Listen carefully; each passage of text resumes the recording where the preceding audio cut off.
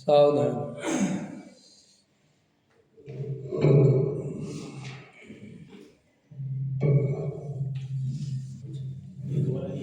ओम नमः सिद्धेभ्यः।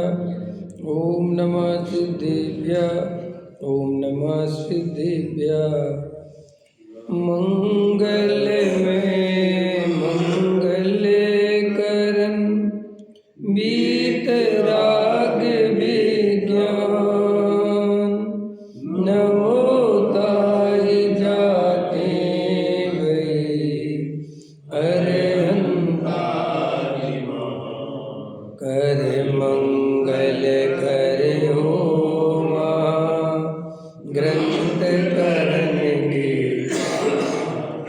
जाते मिले समाज सब पावे निज पद राज सेवे उपाय करते प्रथम कारण मंगल रूप विघ्न विनाशक सुख करण नमो शुद्ध शिवभू संतप्त मानस शांत हो जिनके गुणों के गान में वे वर्धमान महान जिन विजय हमारे।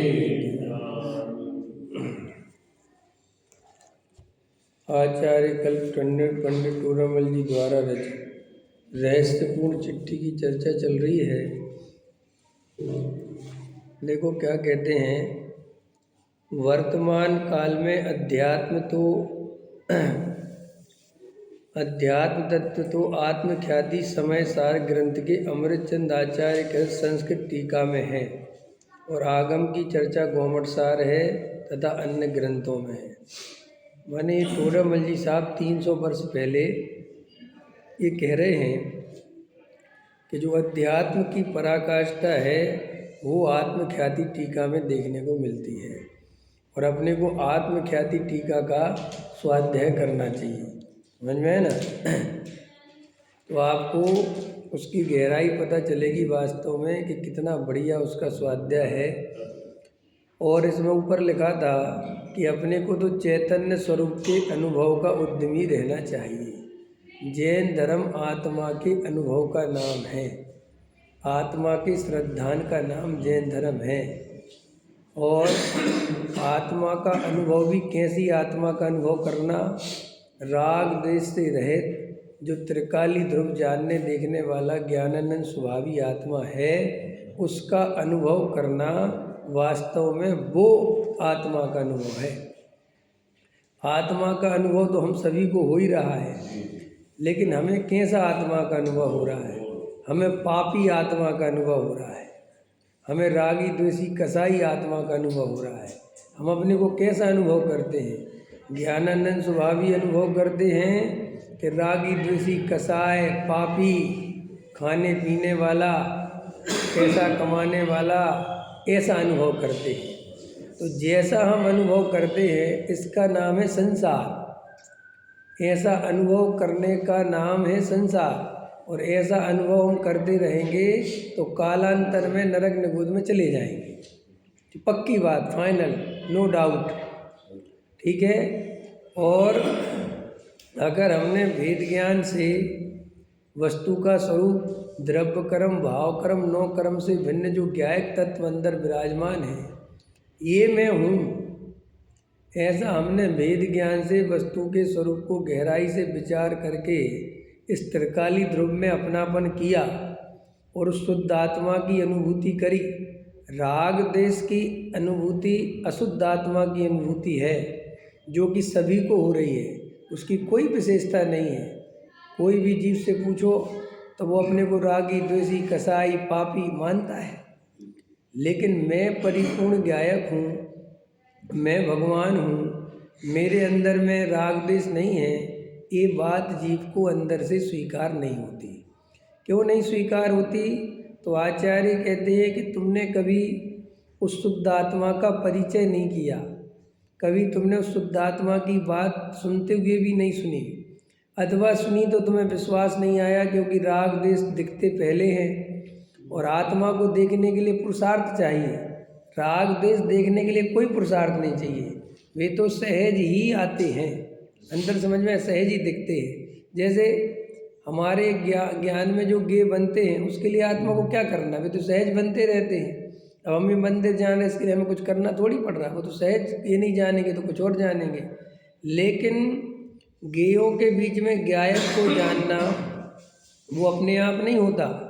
ज्ञेयों के बीच में ज्ञायक को जानने के लिए मन में शांति चाहिए, समझ में आया, चंचलपना नहीं चाहिए, अंदर आत्मा को देखने की जिज्ञासा चाहिए, अंतरंग में ये बाहर में संसार संजोगों में जीव को दुख कष्ट ये अवस्थाएं दिखनी चाहिए, और इनसे सुलझने का उपाय अपने ज्ञायक भगवान आत्मा को देखना है, ये उसको विश्वास होना चाहिए। तब वो एकांत में आत्मा को देखने का पुरुषार्थ करता है।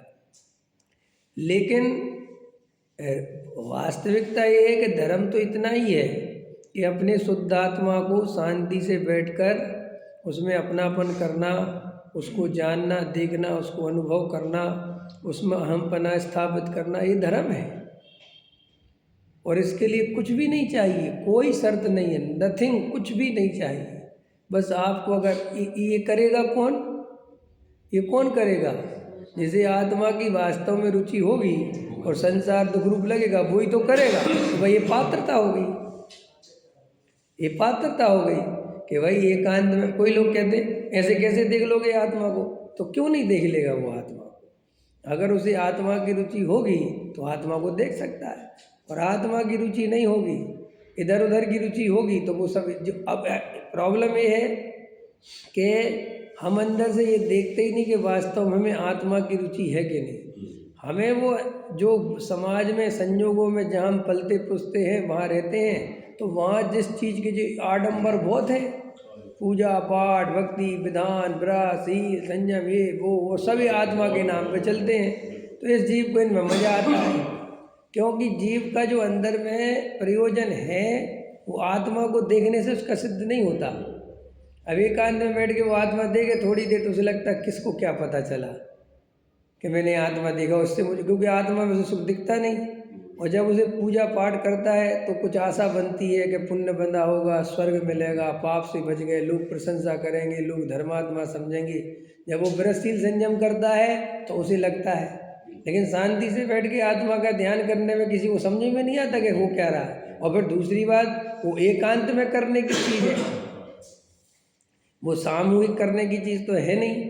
तो वास्तव में धर्म इतना कठिन नहीं है, धर्म तो सरल है, लेकिन हमें सुनने सुनाने वाले 90% अज्ञानी होते हैं।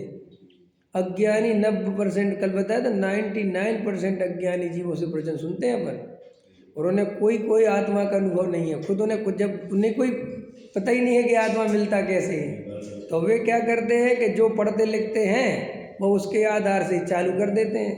भैया अगर हमारे जीवन में हमें सही प्रथमान योग का ज्ञान नहीं है, अब जो प्रथमान योग पढ़ रहा वो उसको हाईलाइट करने लगता है, अब कोई करणान योग पढ़ रहा तो वो उसकी तर्क युक्ति खोज लाता है। पंडित तो है ही ना वो, ये देखो भैया ये करणान योग का तुम नहीं पढ़ते हो, तुम केवल ज्ञान का वर्णवाद करते हो, ये तुम्हारी बात ठीक नहीं है। ऐसे ऐसे कर करके डरा डरा के उस आदमी को उसकी महिमा करा, जबकि उसे खुद पता नहीं। देखो भाई विधि तो खुद सीखनी पड़ती है, उत्तरों से कुछ नहीं होता। जैसे कई बच्चे जब मैथ्स पढ़ते हैं तो क्या करते हैं, उत्तरमाला में उत्तर पहले खोज लेते हैं। उत्तरमाला होती थी ना पहले गणित में, तो उन्होंने उत्तरमाला देख ली, जे उत्तर आ रहा, और नीचे उल्टी सीधी विधि लिख के उत्तर लिख दिया और बोलते हमारा सवाल सही हो गया। नहीं, जो अच्छा शिक्षक होता है वो कहता है बेटा उत्तरमाला मत खोजो, तुम तो अपनी विधि से सवाल करो और जो उत्तर आए वहाँ मिलाओ। अगर वो वहाँ मिल गया तो एकदम ठीक है, और तुम वहाँ का उत्तर यहाँ टीप दोगे, उससे कोई ऐसा ही मोक्ष मार्ग है। ये मोक्ष मार्ग जो है, जो मोक्ष है तो फल है। अगर तुम्हारी आत्मा की सही प्रोसेस होगी तो तुम्हें आत्मानुभव होगा और मोक्ष मिलेगा। मोक्ष की चर्चा करने से मोक्ष नहीं मिलता, उत्तर माला में उत्तर खोजने से उत्तर थोड़ी मिलता है। जिससे मिलता है वो करो। ये शास्त्र पढ़ने से होता क्या है? शास्त्र पढ़ने से किसी को मुक्ति मिलती है क्या? अरे भाई, शास्त्र तो हजारों प्रकार के हैं और उसमें हजारों तरह की हजार प्रकार से बातें लिखी हैं। निमित्त के कथन है, समझ में, महापुरुषों के कथन है, मिलावट के कथन है, आगे पीछे कथन है, कुछ भी है, निश्चय व्यवहार के कथन है, कुछ भी। कहाँ तक मिलाते फिरोगे? क्या करोगे? अरे भैया, इतनी सी बात सीखनी है कि अंदर जो जानने देखने वाला तत्व है, अंदर जो ज्ञायक भगवान आत्मा है, जिसका नाम आत्मा है, जिसको ज्ञान स्वभावी जीव तत्व बोलते हैं, और वो इस शरीर संयोग आदि से भिन्न है, और वो भिन्न वास्तव में है, ये मुझे दिखाई भी देता है। बस अब उसकी भिन्न अनुभूति करनी है। उसे राग देश कसाय वाला नहीं मानना है, राग देश को भिन्न देखना है। भैया ये पुरुषार्थ है, भाई इतना करना है, और कुछ है ही नहीं। सारे शास्त्रों का सार ये है। अब बोलो, अब अपन क्या करते हैं कि यहाँ तो ध्यान देते नहीं और नया नया जानने के चक्कर में जो है पड़े रहते हैं, और ये बहुत चला जाता है। और फिर शास्त्र तो अथाह है, उसमें क्या है, केवल इसमें आती नहीं चर्चा, केवल कल बोल रही थी नहीं, क्या हो जाता है, अभी बोला था ना मैंने, केवली का वर्णवाद है। केवली का क्या वर्णवाद है भाई? केवली भगवान का कोई अवर्णवाद नहीं होता। केवली भगवान तुम्हारे से चल रहे क्या भाई? तुम केवली भगवान की बात नहीं मानोगे तो तुम चार गति में घूमोगे, संसार में घूमोगे। ये अवर्णवाद तुम्हारा है, नहीं समझ में आया? देखो, क्रमबद्ध पर्याय कौन स्वीकार नहीं करता भैया? जिसको 4 गति 84 लाख योनि में घूमना है, जिसका संसार बहुत लंबा, उसको नहीं। इसमें सर्वज्ञ भगवान को क्या दुख है तुम क्रमबद्ध पर्याय स्वीकार नहीं करोगे? उनको कौन सा अपमान हो गया? देखो, अपमान किसका होता है, बोलो जल्दी? जिसका मान हो। अपमान उसका होता है जिसका मान हो। हमारे जिनेंद्र देव ने तो सारी मान कसाई मिटा दी, तो उनका अपमान कौन कर सकता है? अपन नहीं कहते ये भगवान को पीठ मत दिखाना, उनका अपमान। अरे भैया, उनका अपमान नहीं है, तुम्हारा खुद का अपमान है। उन्हें क्या लेना देना तुमसे? बोलो, ये तो तुम बच्चों जैसी हरकतें करते हो उनके सामने। नहीं भाई, 3 लोग के नाथ है, उनका अपमान है, उनको भी। अरे भैया, उन्हें कुछ नहीं, उनके जैसे राग देश जैसा व्यवहार मत करो। उन्हें तुम्हारी पीठ तुम नहीं दिखाओगे तो भी दिख रही है। उन्हें तो सारा जगत ही दिख रहा है ना उनके ज्ञान में।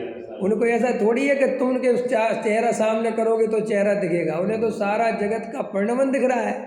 उन्हें ऐसा थोड़ी दिख रहा है कि टिंकल हमारे दर्शन कर रहा है, ऐसा भाव ही नहीं। तो सारा जगत का परिणमन दिखता है उन्हें, नहीं समझ में आया?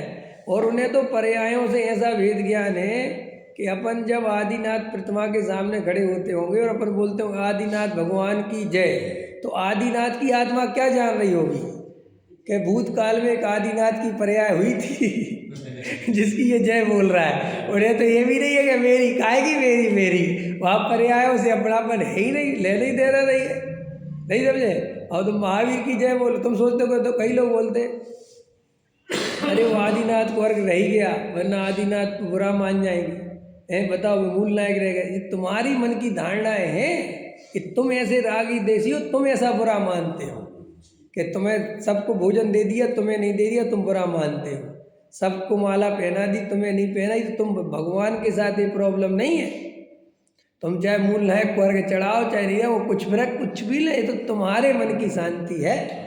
देखो, एक प्रश्न आया कि जब जैन दर्शन में हिंसा कर ही नहीं सकती, क्योंकि एक द्रव्य दूसरे द्रव्य का कुछ अच्छा बुरा कर ही नहीं सकता, एक जीव दूसरे जीव को मार ही नहीं सकता, स्वरूप ही ऐसा है। तो बोले समझ में नहीं आता, जैनियों के यहाँ इतना मूल सिद्धांत है और सबसे ज़्यादा अहिंसा इनके ही यहाँ है।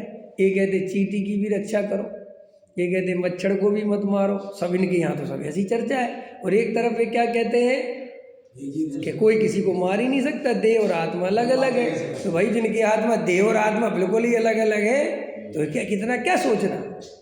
अब इसका क्या जवाब दिया? उसका जवाब बहुत सुंदर है, जो तुमने शायद सुना हो, नहीं सुना हो। तो कितना बढ़िया जवाब है कि भगवान महावीर ने जो वस्तु का स्वरूप बताया, अथवा जो सर्वज्ञ देव ने वस्तु का स्वरूप बताया, अनंत तीर्थंकरों ने जो वस्तु का स्वरूप बताया, उसमें वास्तविकता तो यही है कि कोई किसी को मार ही नहीं सकता। परम सत्य। कोई किसी की आयु नहीं बढ़ा सकता, कोई किसी की रक्षा नहीं कर सकता, कोई किसी को नहीं मार सकता, ये परम सत्य है। फिर अहिंसा क्या है? तो आचार्य भगवंत कहते हैं कि तुम दूसरे जीव को मार नहीं सकते, लेकिन जो मारने का भाव करोगे उससे तुम मरोगे, वो नहीं मरेगा, उससे तुम्हारी हिंसा हो जाएगी खुद की। वो तो अपने आयु कर्म से मरेगा, जिएगा बिल्कुल 100%, लेकिन तुम दूसरे को मारने का भाव करोगे तो तुम्हारे अंदर जो कसाय पैदा हुई उससे तुम मरोगे। समझ में? ये है जैन धर्म। वो ये कहता है कि तुम दूसरे को दुखी तो नहीं कर सकते, परम सत्य है, लेकिन तुम दूसरे को दुखी करने का भाव करोगे तो तुम दुखी हो जाओगे। इसलिए तुम्हें लगता है ऐसा है कि वो दूसरे की रक्षा की बात करता है, वो दूसरे की रक्षा की बात नहीं करता, वो स्वयं की रक्षा की बात करता है। तो भाई व्यवहार में तुम्हें ऐसा लगता है कि मैं चींटी की रक्षा, ना ना, चींटी तो अपने आयु कर्म से रहेगी जब तक उसे रहना है भाई। तुम लेकिन चींटी को पैर रख के मारोगे तो तुम्हारे अंदर जो हिंसा पैदा हुई उससे तुम्हें कष्ट होने वाला है। समझ में आया? देखो आपने देखा, देखो अपने को आपको एक प्रयोग करके बताता हूँ। जब आप कसाय से भरते हो, लोग कसाय से भरते हो, आप मान कसाय से भरते हो, तो आप देखो आपकी आत्मा के प्रति सिकुड़ते हैं। सिकुड़ते माने आप अंदर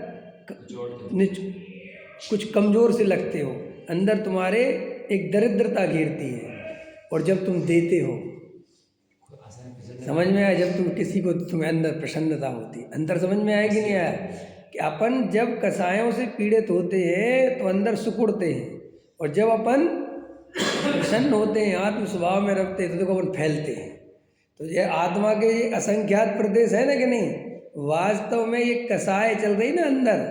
श्री गुरु कहते वस्तु का स्वरूप तो ऐसा है कि अगर तू सही वस्तु स्वरूप में जाके सम्यक दर्शन, सम्यक ज्ञान और सम्यक चारित्र में चला जाए तो तुझे देह का बंधन नहीं लगेगा, क्योंकि तू ऐसा लगेगा तू पूरे आकाश में फैल गया, पूरे लोक आकाश में छा गया तू।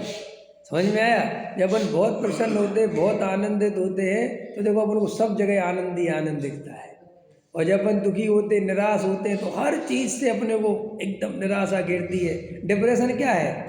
देखो आदमी कमरे में छुपना चाहता है, डिप्रेस आदमी रजाई ओढ़ के चुपचाप, किसी का सामना ना करना पड़े, लोगों से मिलना ना पड़े। देखो संकुचित हो गया कि नहीं है? और जब आदमी प्रसन्न रहता है तो घर से बाहर निकलता है, चाल और भाई साहब और बढ़िया, ऐसा समझे? तो आचार्य कहते हैं कि तुम दूसरे को दुखी नहीं कर सकते, लेकिन तुम दूसरे को दुखी करने का भाव करोगे तो स्वयं दुखी हो जाओगे। ये असली हिंसा है। इसलिए मूल में हिंसा की परिभाषा क्या है? अपने आत्मा में राग द्वेष कसाय उत्पन्न होना, ये असली हिंसा है। और वो हिंसा पैदा हुई तो असली बाहर में कुछ है नहीं दम, लेकिन अंदर की हिंसा के बिना बाहर की हिंसा नहीं हो सकती। इसलिए जब अंदर हिंसा नहीं होती तो बाहर में वैसा दिखता है, लेकिन अपन ने उल्टा कर लिया। इसका स्वरूप कैसा था?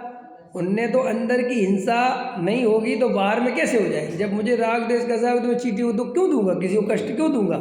तो समझना तो ऐसा था वस्तु का स्वरूप, लेकिन अपन उल्टा फिर कर बैठे। अंदर राग देश चलते रहे, कसाय चलती रही और चींटी की रक्षा करती रही।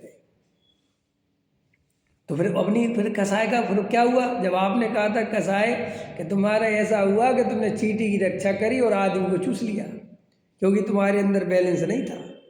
तुम यहाँ तो सीख गए कि चींटी बचाओ, लेकिन अपने घर परिवार वालों से, अपने भाइयों से भयंकर कसाय। समझ में आया कि नहीं आया? अपने भाई का जरा सा पैसा बढ़ गया तो तुम पे सहन नहीं हो रहा, तुम्हारे पड़ोसी को थोड़ा कुछ अच्छा हो गया तो तुम पे सहन नहीं हो रहा। तो भाई साहब आचार्य कहते ये अहिंसा नहीं है, इसका नाम अहिंसा नहीं है। देख दूसरों की बढ़ती को कभी ना ईर्ष्या भाव धरो। आया समझ में? कुछ गणित समझ में आया? तो आचार्य कहते कि अंदर का संबंध है। तुम किसी को मार सकते हो या बचा सकते हो, ये मान्यता तो मिथ्यात्व है, लेकिन मैं मारने का भाव स्वयं को दुख देना है, ये समझ जाता है जो जीव, और जो अपने को आत्मा देख लेता है, जो अपने को ज्ञानंद स्वभावी आत्मा देख लेता है, उसका ऐसा स्वभाव है वस्तु का कि उसे किसी को कष्ट देने का भाव, क्यों, दूसरे को वो ही कष्ट दे सकता है जो स्वयं को कष्ट दे सकता है। नहीं समझ में आया? देखो, अगर हम स्वयं को कष्ट नहीं दे सकते तो हम दूसरे को भी कष्ट नहीं दे सकते।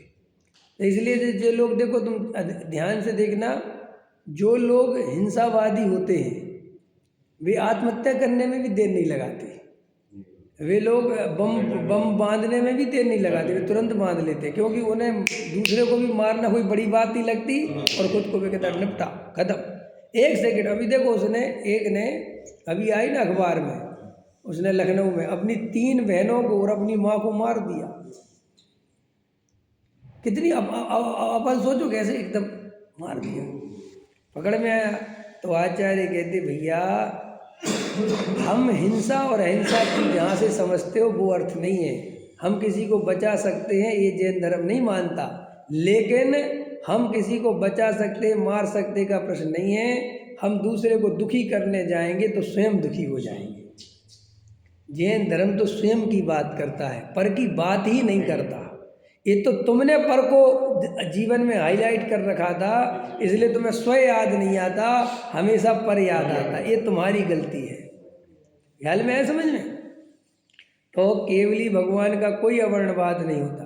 देखो, जो लोग क्रमबद्ध पर्याय नहीं मानते वास्तव में, और अपन को स्वीकार हो गई क्रमबद्ध पर्याय, अगर हृदय से हो गई तो ऊपर की तो कोई बात नहीं, पंथ संप्रदाय की तो कोई बात नहीं, लेकिन वास्तव में अपन ने जो वस्तु का स्वरूप समझा और अपन को पक्का हो गया कि भाई जो होना है वो निश्चित है, कोई उसको नहीं बदल सकता, ये अपन को दृढ़ श्रद्धा हो गई। तो देखो, आचार्य कहते हैं कि एक क्रमबद्ध पर्याय रियल में उसी को स्वीकार होती है जिसके ज़्यादा भाव नहीं रहते। देखो, आपको इसके लिए उदाहरण दे सकता हूँ मैं। मारीच वो क्रमबद्ध पर्याय स्वीकारी तो नहीं हुई थी। तुम गुरुदेव की तो क्रमबद्ध पर्याय का विरोध करते हो ना। मारीची ने करोड़ों और लाखों अरबों वर्षों पहले, और जितना लगाना हो, क्रमबद्ध पर्याय का विरोध किया था कि नहीं किया था? क्या थी क्रमबद्ध पर्याय? चलो और छोड़ो तुम्हें, नेमिनाथ भगवान ने द्वारका जलेगी 12 वर्ष बाद, ये विरोध ही तो किया था लोगों ने। तो जिनने विरोध किया था उनका क्या हुआ, और वो काम हो के रहा कि नहीं रहा? लेकिन वो स्वीकार नहीं करने से क्या बात की लक्षण प्रकट हुआ? जब आदिनाथ के समूह शरण में ये कहा गया कि ये जो मारीची नाम के मुनिराज हैं, ये 24वें तीर्थंकर महावीर बनेंगे, समझ में आया? तो एकदम मारीची ने क्या किया? एकदम विरोध कर दिया।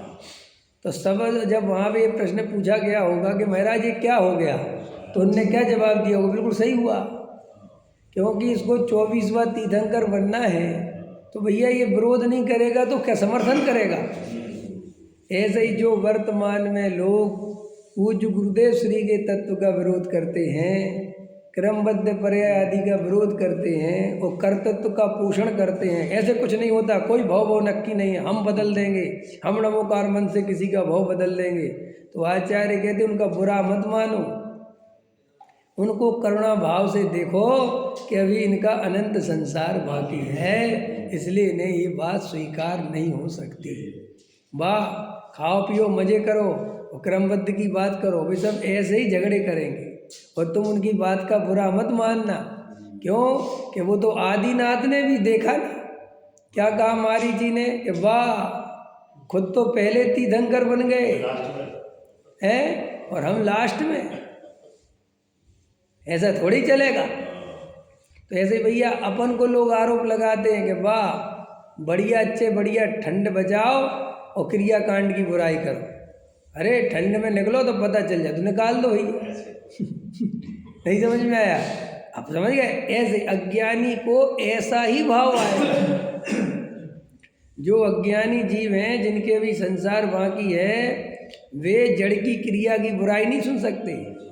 वे क्रिया में धर्म नहीं है, ये बात सुन नहीं सकते। वे किसी न किसी रूप में किंतु परंतु करके वो लेके आएंगे कि धर्म है। अभी एक कोटेशन भेजा मुझे किसी ने, कूटा से भेजा। अब वो मुझे इसलिए भेजा होगा कि पंडित जी पढ़ो, आप ही ज़्यादा ऐसी बातें करते हो, समझ में आए कि नहीं आए। हाँ, कि देखो गुरुदेव पात्रता के नाम पे क्या क्या बता रहे। हालांकि मैं 100% ऐसा मानता हूँ कि ये सब उनने नहीं बताया, लेकिन कहीं का ईंट कहीं का रोड़ा, कहीं कोई बात बोली, कहीं कोई बात बोली, कहीं कोई बात बोली, कहीं कोई बात बोली, तुमने सब इकट्ठी कर दी। नहीं समझ, जैसे अपन भी कई दफ़े होता है ना, अरे भाई साहब कैसे प्रणाम करोगे, क्या तुम्हारा, अब तुमने एक बात पकड़ ली मेरी। एक दिन मैंने किसी प्रवचन में कोई और बात बोली, भाई ऐसे व्यापार करोगे तो चलेगा, तुमने सब इकट्ठी करके पात्रता बना दी वो सम्मेलन की। समझ में आया कि नहीं। तुम जो पेज लिख के भेज रहे हो, कहीं ऐसा पूरा उनने प्रॉपर बोला हो तो लेके आ, क्योंकि हमने तो उनकी ज्ञान गोष्ठी पढ़ी, उनने तो ऐसा कहीं नहीं लिखा। तो अब गुरुदेव के नाम पे तुम्हें पता है कि हमारी बात स्वीकार नहीं करेंगे और तुम्हें चलवानी अपनी है। ये आज का समय नहीं है, इस सारी दुनिया में ऐसा ही है। समझ में आया। कई दफ़े ऐसा होता है कि मोदी के नाम से स्कीम चल रही, मोदी को पता ही नहीं है। ऐसा होता है नहीं दुनिया में कि मोदी के नाम से चल रहा है, वो मोदी जी को पता ही नहीं है। वे कह रहे कौन चला रहा भाई, हमने कब कहा। बोले आपसे ऊपर से आदेश, तब कि हमने तो कोई आदेश दिया नहीं, लेकिन सबको पता है कि भाई मोदी ब्रांड चलेगा। ऐसे ही लोगों को पता है कि गुरुदेव के नाम पे तुम तो छाप दो। और आजकल तो बहुत आसान हो गया, तो वह लिख दो कि देखो गुरुदेव ऐसा फरमाते हैं सम्य दर्शन के संबंध में। कहाँ फरमाया भैया, कहाँ कोटेशन दो, कहाँ लिखा, कब बोला, कौन से प्रवचन में बोला। ऐसा तो कुछ भी बोल दो और फिर तुम चला दो उसको, और फिर कह दो कि देखो तुम लोग ऐसा मान, कुछ नहीं तुम्हारे। और फिर दूसरी बात, हमें तो किसी के सर्टिफिकेट की कोई ज़रूरत नहीं है भाई। हम अपने इरादे, हमारा अनुभव पक्का है, तुम तुम्हारी जानो। हमें तो ये समझ में आया कि सम्यक दर्शन जो जीव हृदय से वेद ज्ञान करेगा, जिसे आत्मा की सच्ची रुचि होगी, उसे हो जाएगा। तुम तुम्हारा जानो भैया, हम हमारा जान रहे, और ना तुम हमसे बंधे हुए हो ना तुम हमसे बंधे हुए। तुम्हें हमारी बात समझ में आए तो सुनो, नहीं आए जिसकी आए उसकी सुनो, लेकिन हमें सिखाने की कोशिश मत करो, हमें बदलने की कोशिश मत करो। हम बदलने वाले बिल्कुल नहीं हैं। समझ में आया। और हम खुल के कह रहे हैं कोई क्रिया कांड से कुछ धर्म नहीं होता। तुम्हें स्वीकार हो तो करो, नहीं हो तो अपने घर जाओ। क्यों कि मेरी निजता है, मेरी अपना अनुभव है। तुम्हारा हो सकता है अनुभव हो कि भाई क्रिया कांड से धर्म होता, तुम करो, उसमें क्या दम है भाई। जिसका जैसा जीवन है, कोई मेडिकल की दुकान खोल के पैसा कमाता है, कोई किराने की खोल के कमाता है, कोई कपड़े की खोल के कमाता है, लेकिन मूल मुद्दा क्या है कि पैसा कमाओ। ऐसे हमारा तो मूल मुद्दा ये है कि आत्मा का अनुभव करो। भैया जैसा तुम्हें ब्रह्मचारी बन के कर सको तो ब्रह्मचारी बनो, शादी करके कर सको तो शादी करो, जो कर सको करो, लेकिन करो क्या, आत्मा का अनुभव करो। हमारे पास तो एक ही बात लेके आओ कि आत्मा का अनुभव है, बस खत्म। हम में कोई फिक्र नहीं है कि तुमने कैसे किया, कोई हमें इस बात की फिक्र ही नहीं है। बस हो गया, बस इतना काफ़ी है। देखो रोग ठीक हो गया, बात खत्म हो गई। नहीं डॉक्टर साहब रोग तो ठीक हो गया, आप तो ये तो बताओ इसमें से कौन सी दवाई ने काम करा है भाई। उसने 10 तरह की दवाई दी और तुम डॉक्टर से कहते हो डॉक्टर साहब रोग तो ठीक हो गया, लेकिन बताओ दवाई कौन सी काम करी। अरे भाई ठीक हो गया ना, नहीं फिर भी बताओ क्या बताए, सबने काम किया। समझ में आया। ऐसे ही आचार्य कहते कि भाई आत्मानुभव करो, तुम ज़्यादा दिमाग मत लगाओ। तुम्हें जिसमें रास्ता सही दिखता हो, जिसमें तुम्हारी अंतरंग चेतना जगती हो, तुम्हारी अंतर्मुखी स्थिति बनती, बस वो कर। तो इतनी बात क्लियर हो गई कि भाई आत्मानुभव ही धर्म है। और आत्मानुभव भी कौन सा आत्मा का अनुभव, शुद्ध आत्मा का अनुभव ही धर्म है। क्या है, शुद्ध आत्मा का अनुभव। और शुद्ध आत्मा कहाँ है, हम तो रागी द्वेषी कसाय नहीं, राग द्वेष से भिन्न भगवान आत्मा सदा काल शुद्धता रूप परिणमन कर रहा है। अभी भी वर्तमान में अगर वो शुद्ध रूप परिणमन नहीं करे तो जीव 3 काल में आत्मानुभूति नहीं कर सकता। फिर अनुभूति करेगा कैसा। कोई ऐसा माने कि पहले राग द्वेष मिटाएंगे फिर शुद्ध आत्मा का अनुभव होगा, तो ये अज्ञान अनादिकाल से ऐसे ही बढ़ा कि कैसे बढ़ा कि हमारे दिमाग में चलता है कि राग देश मिटे तो शुद्धात्मा अनुभव में आवे, और फिर राग देश हुए क्यों? राग देश कैसे हुए? पर पदार्थों के कारण। भाई सीधा गणित है, सिंपल गणित है बिल्कुल। राग देश क्यों होते हैं आपको? पर पदार्थों के कारण, संयोगों के कारण। तो आदमी ने क्या दिमाग लगाया कि इन पर पदार्थों का त्याग कर, ये बिल्कुल सीधा गणित है। और पर पदार्थों का त्याग किया तो वास्तव में पर पदार्थों का त्याग करके उसने आत्मा का अनुभव करना है, शुद्धात्मा का अनुभव करना, ये बात तो खत्म ही हो गई। उसने वो त्याग को ही धर्म मान लिया। हम सब जो अनंत बार मुनि बने वो ऐसे ही तो बन गए कि अपन मुनि बन गए ये सोच के कि राग देश कसाय मेटने इनका भाव करना है, तो अपन ने उसके भाव के लिए पर पदार्थों को छोड़ दिया, साधु संत बन गए और मुनि बन के विचरने लगे और बस अपने शुभ उपयोगी हो गए। तो अपन को ऐसा लगने लगा कि यही मोक्ष मार्ग है। और मोक्ष मार्ग क्यों लगने लगा? क्योंकि हमने इतना त्याग कर दिया ना।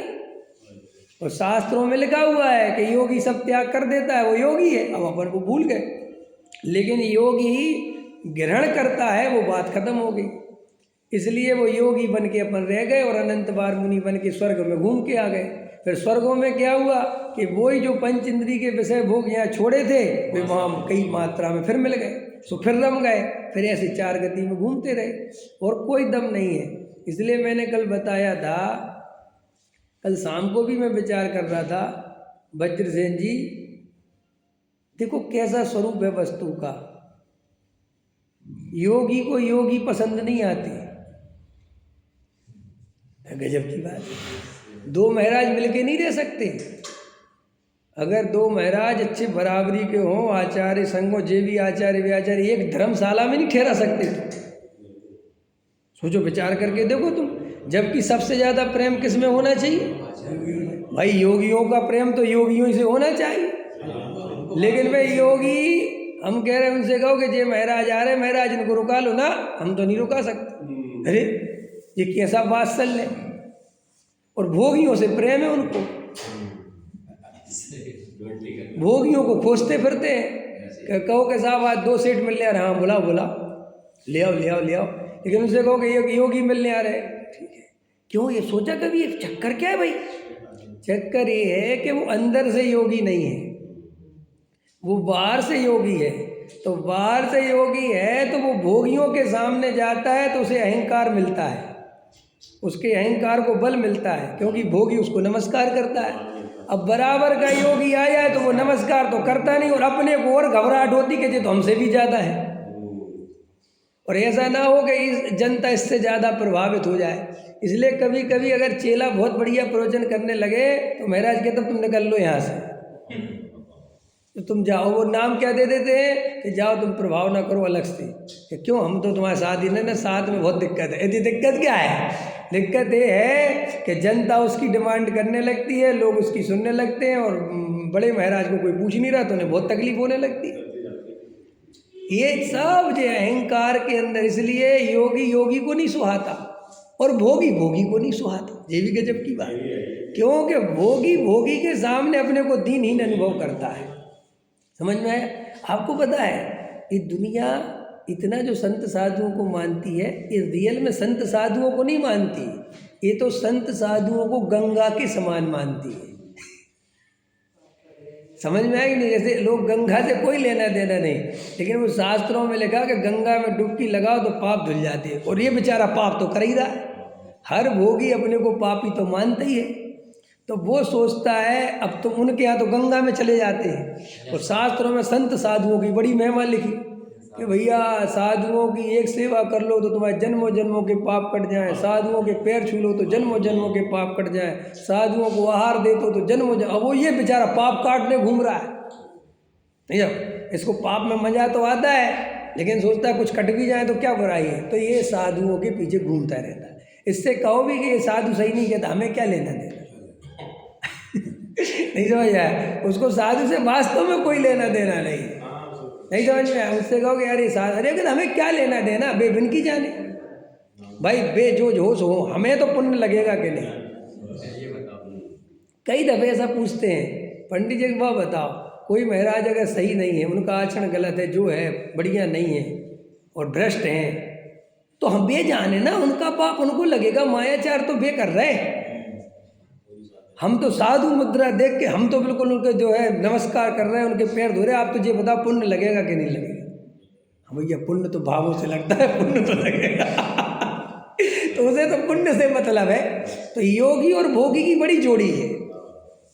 भोगी योगी के पीछे दौड़ता है और योगी भोगी के पीछे दौड़ता है।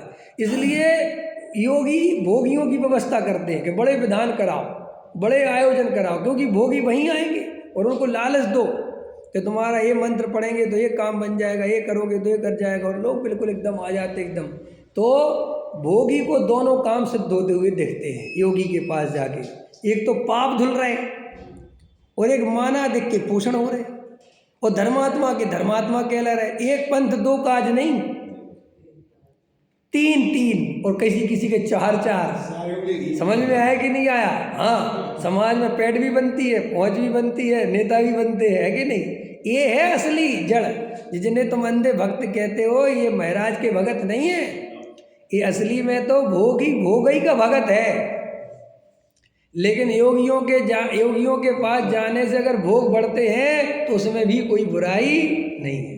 देखो, उस महाराज के पास ज़्यादा जनता जाती है जिस महाराज की ये ख्याति हो जाए कि उसके पास जाने से अगर उनका आशीर्वाद मिल जाए तो तुम्हारा व्यापार या तुम्हारा जीवन या जो भी रुपया पैसा दिन दुगनी रात चौगनी बढ़ता है। गारंटी दे रहा हूँ मैं, उसके यहाँ ज़्यादा भीड़ मिलेगी। इसलिए जो सीधे सच्चे साधु थे, आत्मज्ञानी नहीं कह रहा हूँ मैं, मतलब बेचारे सही थे मतलब, लेकिन उन्होंने देखा कि यार वे सीधी सीधी बात कर रहे, जनता आती नहीं समझा। आजकल देखो अपने कितने संत साधु वास्तु शास्त्र समझाने लगे, ग्रह के दोष समझाने लगे, और घर में तुम ऐसे करो, नेगेटिव एनर्जी पॉजिटिव एनर्जी फला क्या क्या समझाने लगे। क्योंकि अब उनको ऐसा लगता है कि ये भोगी इसके बिना आ ही नहीं रहे। अपन इनको सही बात समझाओ, कुछ आत्मा की बात सुनाओ। एक महाराज तो मिले मुझे, वो कहने लगे, भैया तुम्हारी आत्मा की बात सुनता कौन है? हम सुनाना चाहते हैं तो कोई सुनना ही नहीं चाहता, आदमी आना और बंद कर देते हैं। और ये तंत्र, और हम तो आदमियों के बिना कैसे जिए? उनकी समस्या भी तो अपनी है भाई, क्या कर सकते हैं वो भाई? वो तो सीधी सी बात है, हर आदमी जो आत्मज्ञान से रहित होगा वो अकेला नहीं जी सकता, उसको बड़ी समस्या खड़ी हो जाती। करे क्या? लोग पूछ ही नहीं रहे। नहीं समझ में आया? अब नहीं पूछ रहे और जनता तो इसलिए भैया ऐसा करो कि कुछ करो, कि कुछ करना क्या है कि चमत्कार करो, बस इससे आएंगे। इसलिए आजकल बहुत संत साधु चमत्कार में विश्वास करने लगे। क्यों? कि उनको लगता है कि भोगियों को चमत्कार चाहिए और ये चमत्कार को नमस्कार करेंगे, और उनको नमस्कार करवाने से ही तो उनको मजा आता है। वही तो उनका असली भोजन है। नहीं समझ? असली भोजन क्या है? नकली साधु का तुम्हारा नमस्कार। अगर तुमने नमस्कार दिया तो उसे बड़ी शांति मिलती है, और नमस्कार नहीं दिया तो बड़ी अशांति होती है। इसलिए जो लोग नमस्कार नहीं करते, साधु लोग उनका विरोध करवाते हैं, उनके खिलाफ बोलते हैं। क्यों? उनसे कहो कि उन्होंने तुम्हारा क्या बिगाड़ा। जैसे कई साधु हैं, नहीं समझे, कांची स्वामी के खिलाफ बोलते हैं, गुरुदेव के खिलाफ बोलते हैं, सोनगढ़ियों को बहुत गाली देते। उनसे पूछो उन साधु से कि भाई क्या बिगाड़ दिया तुम्हारा? ठीक है, वे नहीं मानते आपको, तो आपको क्या समस्या है? एक साधु को तो ये समस्या होनी नहीं चाहिए कि वो हम मानते हैं। क्या तुम्हें क्या लेना है? वे अपनी जगह में अपना पढ़ते हैं, लिखते हैं, स्वाध्याय करते हैं, अब तुम्हें क्या समस्या है? नहीं समझ में आया कि साहब भाई हमारे लोगों को काट दे। अरे क्यों काटेंगे? तुम्हारे माल में दम होगी तो तुम्हारे पास रहेंगे, उनके माल में दम होगी वो जाएंगे। और साधु को तो चिंता होनी नहीं चाहिए, क्योंकि साधु को तो सारी पृथ्वी क्या है, एक आध वो अच्छा बोलना बढ़िया, वसुंध, हाँ वसुंधम वसुद, हाँ वसुंधम क्या है, वसुदेव कुटुंबकम, है ना, ये सारी वसुधा ही उनको परिवार है। वाह!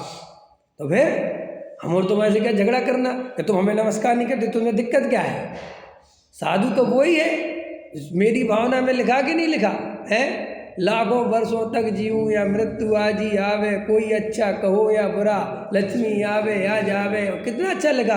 कोई नमस्कार करे नहीं करे क्या फर्क पड़ता है? बुद्ध वीर हरि जिन ब्रह्म, क्या बुद्ध वीर हरि ब्रह्मा, या उसको स्वाधीन कहो, क्या जो नाम दो तुम उसको देते रहो। समझ में क्या फर्क पड़ता है? भाई भगवान महावीर को बुद्ध कहने में कोई बुराई है? ये तो तुम्हारी परंपरा के कारण, चूंकि वो नाम कहीं और चल गया, अपन इसलिए नहीं बोलते कि कोई छल ग्रहण ना कर ले। अपन महावीर भगवान को सिर्फ बोल सकते, ब्रह्मा बोल सकते, विष्णु बोल सकते, ये सब उसी के तो नाम है। क्या दिक्कत है? आप सत्य चक्र विधान पढ़ते हो, उसमें कितने नाम है भगवान के?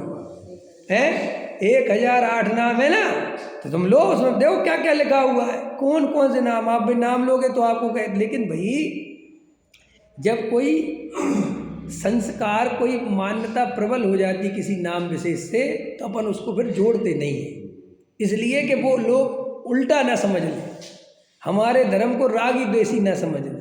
कई लोग कहते कि जैसे अपन रामचंद्र जी वगैरह सबको मानते अपने, सब मोक्ष के, उसमें दिक्कत क्या है अपने यहाँ, लेकिन वो चूंकि अन्य मति उसमें राग देश जोड़ के मानते, इसलिए अपन ने उसको थोड़ा किनारा कर दिया कि भाई इससे थोड़ा क्यों, कि वो मिलावट ना हो जाए, क्योंकि वैसे ही अपन बड़ी मुश्किल से तो वो वीतरागता को बचा पाते हैं, और वो थोड़ा सा और सामंजस्य में जाए तो वो वीतरागता खंडित ही हो जाए, ये चक्कर रहता है। शिवपुरी में प्रतिष्ठा हुई थी ना, हाँ, मेरे से ब्रह्मचारी भाइयों ने कही कि यहाँ रामचंद्र भगवान की प्रार्थना करना चाहते हैं। हाँ, वो भी अपने 3 वो हुए हैं। हाँ, बराबर।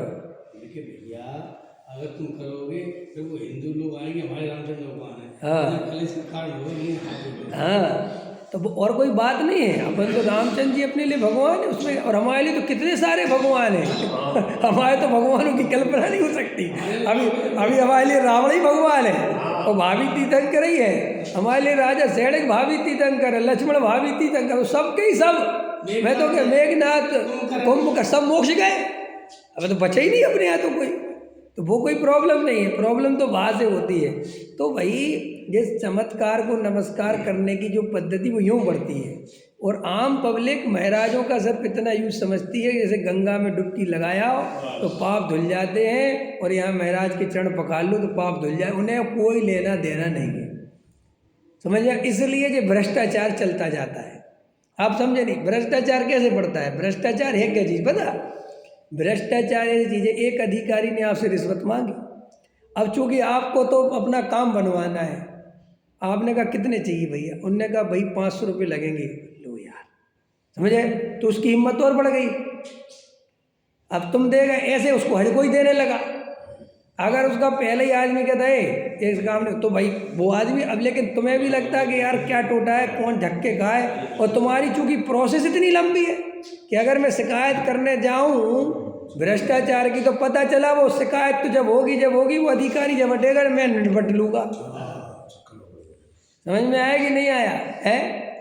एक बहुत अच्छी हरिशंकर परसाई ने लिखी है, बहुत अच्छा एक कहानी लिखी है, अभी उसका नाम भूल गया मैं, उसमें बताया, समझ लो कोई भी धनी राम की भटकती आत्मा फाइलों में, ऐसा एक है। और उस पर बहुत अच्छा है कि वो बेचारा भ्रष्टाचार के खिलाफ लड़ता रहा, मर गया, फाइलों में उसकी आत्मा भटकती है, ऐसा वो कमेंट्स हैं, कटाक्ष है, माने आज की पद्धति पे।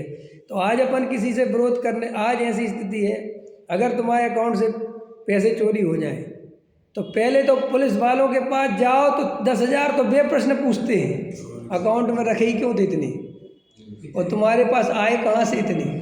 अब लो भाई,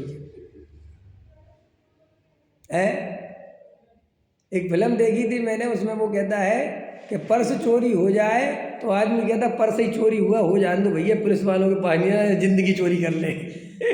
भैया तुम ले जाओ भैया, क्यों कि 1,000 तो इनको जवाब दो। नहीं समझ में आया? और वो लाना वाना कुछ है नहीं।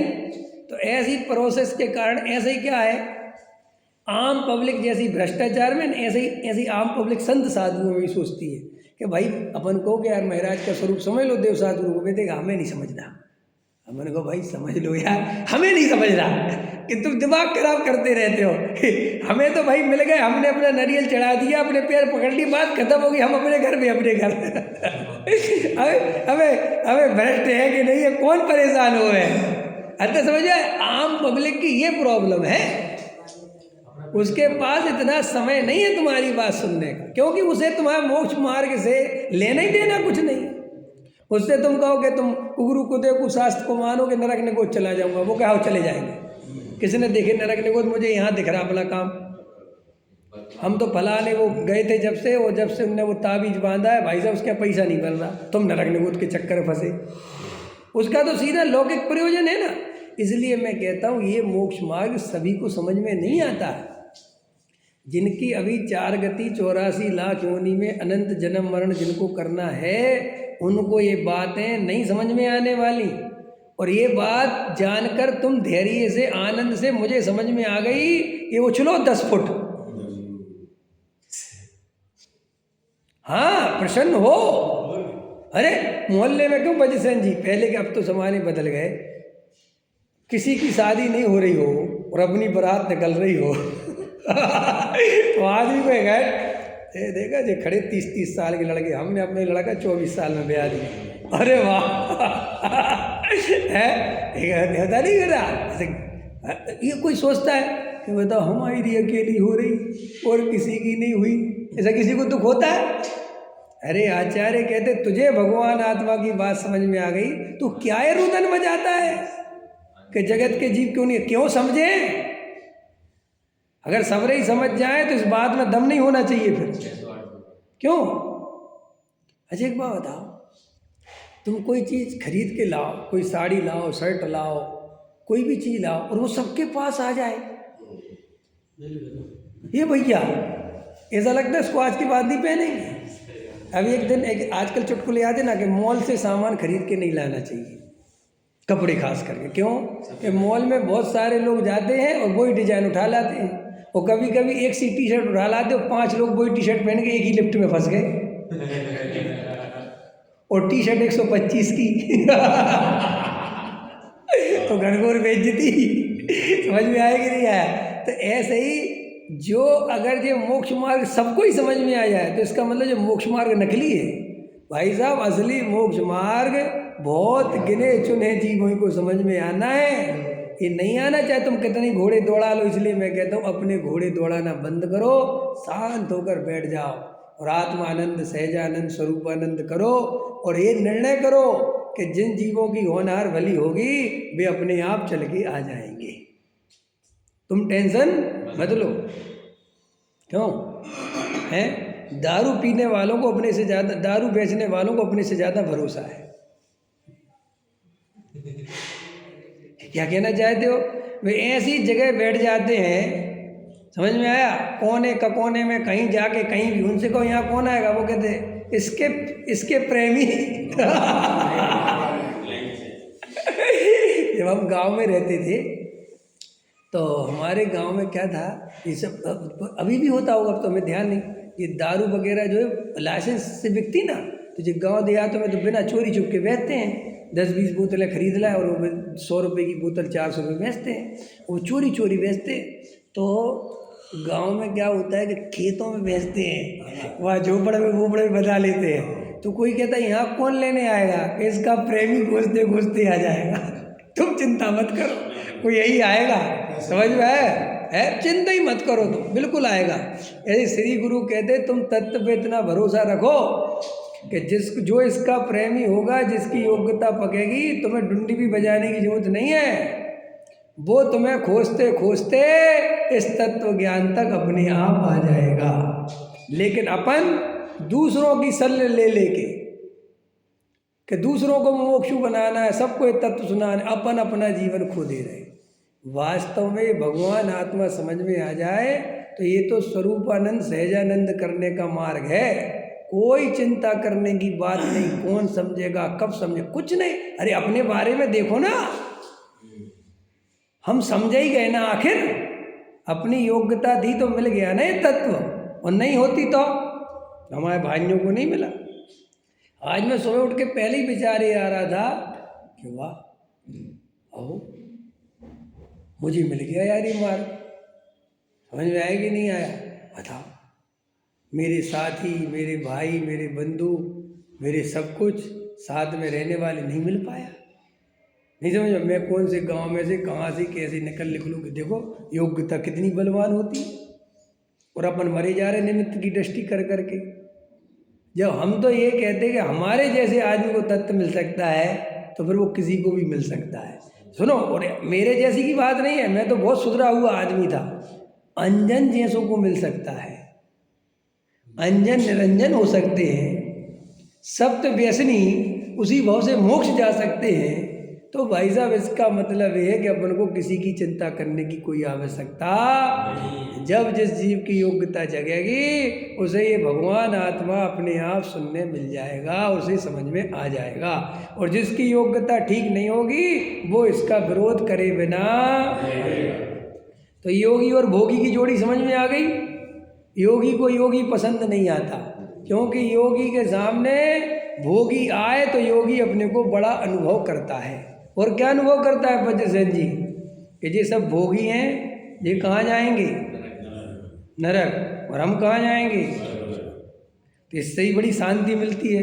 लेकिन सारे योगी योगी बैठ जाए तो सीट की टेंशन होने लगती है। और हमेशा देखना, नहीं तुम देखना, जैसे कोई पंडित मिले ना तुम्हें, चलो पंडितों पे ले लेता हूँ मैं तुम्हें, वो पंडित जी पूछे तुमसे कि कैसी चल रही तुम्हारी साधना, तुम कहना बहुत बढ़िया। तुमको इतना आनंद नहीं आता क्योंकि उपदेश देने कुछ मिला ही नहीं, तुमने एक नंबर की कह दी। और तुमने कहा तो और ये और कहते हैं पंडित जी हमारी तो बहुत बढ़िया चल रही है, आप बताओ आपको अनुभव हो रहा है कि नहीं हो रहा है? तो फिर तो मामला ही गड़बड़ हो जाएगा। अतः क्योंकि अपन को उपदेश देने में बहुत मजा आता है, इसलिए एक बार की बात है, जैसे कई दफ़े देखना, तो मुझे कई दफ़े मिल जाते हैं त्यागी व्यक्ति बोलते और विवेक बहुत बढ़िया वैसे, और कैसा चल रहा? बहुत ही बढ़िया। अच्छा क्या चल रहा है? अब भाई साहब वो मत पूछो, बहुत ही बढ़िया चल रहा है, और आप तो हमसे ज़्यादा जानते हो, तो उन्हें अच्छा नहीं लगता। लेकिन उनके सामने एक पापी टाइप का आदमी आ जाए, वो गिड़गिड़ाए, वो दीनता प्रकट करे, भाई साहब मुझे मार्ग बता दो, आ जाओ, कलेजे को बड़ी शांति मिलती, कोई तो आया मार्ग पूछने। आया तो ये जो अंदर में बड़े अहंकार चलते हैं, सूक्ष्म अहंकार, ये सब पहचानो अपने अंदर, बड़ा खतरनाक मामला बड़ा पड़ा है। इसलिए पंडित को पंडित पसंद नहीं करता, महाराज को महाराज पसंद नहीं करता। क्यों? पंडित पंडित के सामने कोई कसाई की पूर्ति नहीं होती, समझ में आया? इसलिए दो बड़े पंडित एक साथ बुला नहीं सकते, वो कहते हैं तो उनको बुला लो या हमें बुला लो। असली जड़ क्या है? अहंकार टकराता है। बुलाए तो पंडित एक बार, हाँ तो कहे पहले कर लोगे, तुम पहले लो, की समस्या होगी, हाँ मैं बाद में करूँगा, पहले कौन करेगा? नहीं समझे? वास्तव में ये अंदर जो अहंकार के बीज पड़े हैं इतनी आसानी से जाते नहीं। आदमी कितने ही बड़ा योग, देखो जी लोग क्या सोचते हैं, कपड़े उतार दिए साधु हो गए, ठंडी गर्मी वर्षा सह रहे, ये बहुत आसान है। अंदर का अहंकार छोड़ के दिखाओ तब पता चलेगा साधु बना।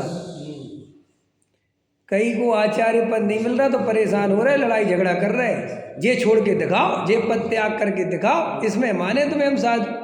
ये रोटी नहीं खाते, एक टाइम छोड़ दिया, ये तो बहुत कुछ दम नहीं। ये देखो असली जड़ कसा है तो ये भरी पड़ी है, अहंकार तो यहाँ चल रहा है, बीज तो यहाँ पड़े हुए हैं, समझ में आया? इसलिए योगी योगी को पसंद नहीं कर रहा, योगी को भोगी चाहिए और भोगी योगी चाहिए, इसलिए ये जोड़ी चल रही। इसलिए आदमी को एकांत में बिल्कुल मज़ा नहीं आता।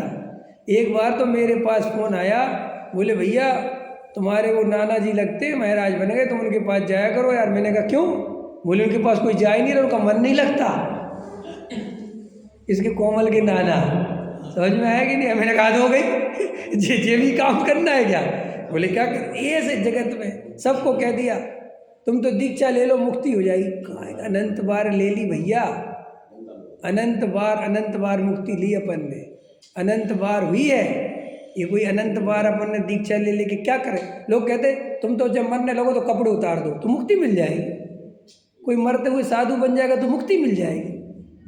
ये जैन दर्शन की मान्यता है क्या? दादा लिख के रखे, कर्म काटने के लिए कर्म, हाँ कर्म काटने के लिए कर्म ही करते रहे और कर्म ही बनते रहे, बराबर। तो अंदर में आचार्य कहते धर्म तो केवल, और अच्छे से लिख लो, ये अपने हृदय पे लिख लो, जहाँ हृदय जहाँ लिख सको लिख लो भैया, ये संस्कार कि धर्म केवल आत्मानुभव का नाम है और कुछ नहीं है। बस आत्मा की श्रद्धा, आत्मा की अनुभूति और आत्मा की रमणता, यही मोक्ष मार्ग है। इसके अलावा और कोई दूसरा मोक्ष मार्ग, और वो क्रिया कांड से नहीं मिलता, पूजा पाठ भक्ति आडंबरों से नहीं मिलता, वो तो जो जीव गहरे तत्व विचार में एकांत में मन को शांत करके अपनी इंद्रियों को उपयोग को इधर उधर से हटाकर स्वयं सन्मुख करता है, उसे मिलता है। कल मैंने बताया था क्षणिक भोग छोड़ने से किसी को मोक्ष नहीं मिलता। क्षणिक भोग भोगने से तो स्वर्ग आदि मिलते कि और ज़्यादा भोगो। आया समझ में? ऐसे ही क्षणिक पाप करने से नरक नहीं मिलता। जो पाप करने की भावना है, जो पर पदार्थों में रमने की भावना है, जो अनंत अनंत पदार्थों की एकत्व की भावना है, बोलो कितने मकान चाहिए? तुम्हें पता नहीं है, तुम पूरी पृथ्वी पे कब्जा करना चाहते हो।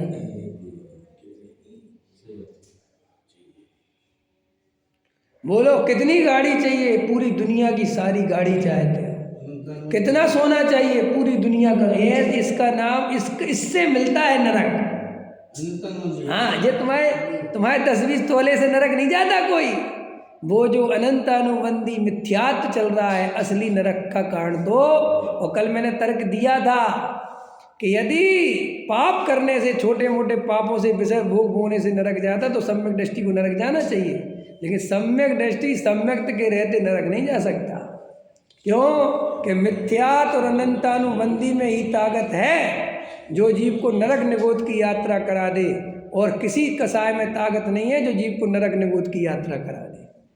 और अप्रत्याख्यानावरण, प्रत्याख्यानावरण और संजुलन, ये तो क्रम से घटने वाली कसाय हैं। ये तो दिन पे दिन क्षीण होने वाली कसाय हैं, और ये नया कर्म बंधन नहीं कराती।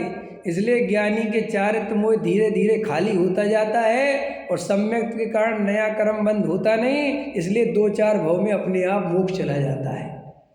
तो अपने को तो भैया सम्यक दर्शन को, इस आत्मा के अनुभव को, भेद ज्ञान को, तत्व को, इसको सुरक्षित रखना है, चाहे कुछ हो जाए।